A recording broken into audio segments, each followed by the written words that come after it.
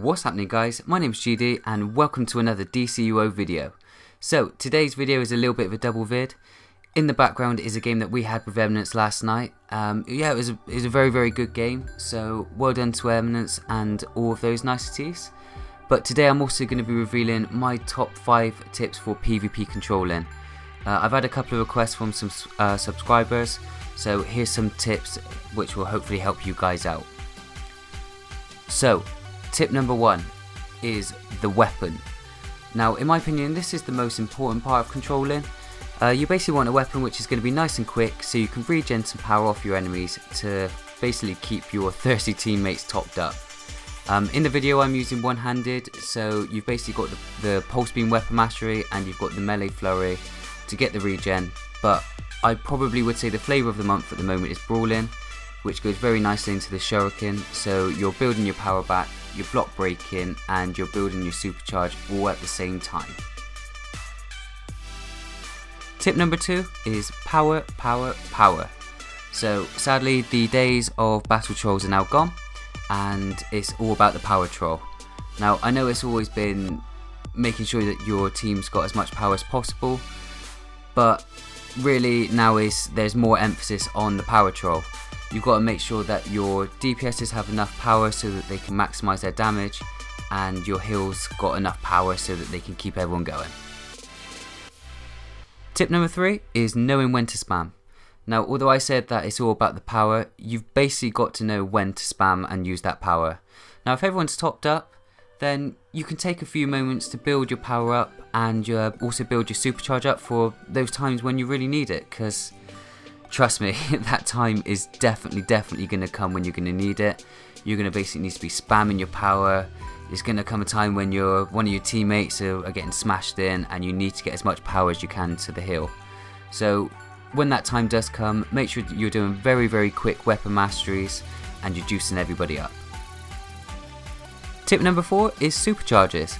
Now I know it's fairly obvious to go into a PvP match or a scrim with a power supercharge, but each of your team should be going in with a power supercharge, so like your word of power or your speed drain. With each of your teammates going in with these supercharges, communication is key. Make sure your team is cycling through those supercharges and make sure you're regularly checking when a member of your team has got a supercharge free. You don't want to come to that occasion where you've got 2 members of your team spamming 2 supercharges at the same time. So you're getting double the power for no reason, and you're going to get to later on in the game when you are absolutely struggling.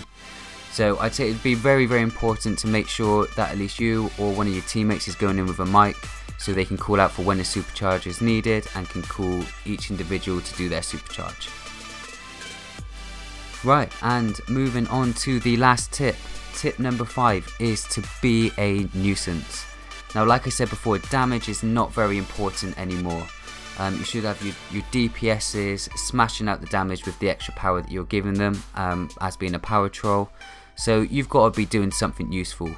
What I tend to do is try and be a nuisance to the other teammates and the other support roles.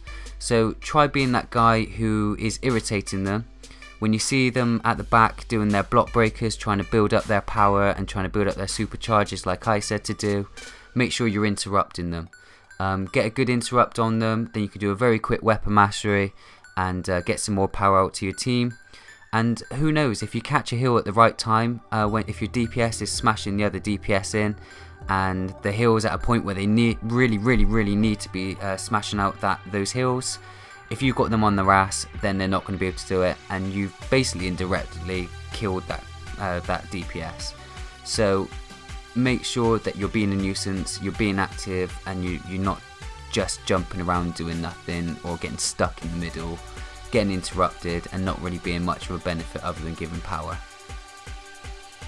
So there we have it, guys. That is my top 5 tips for PvP controlling.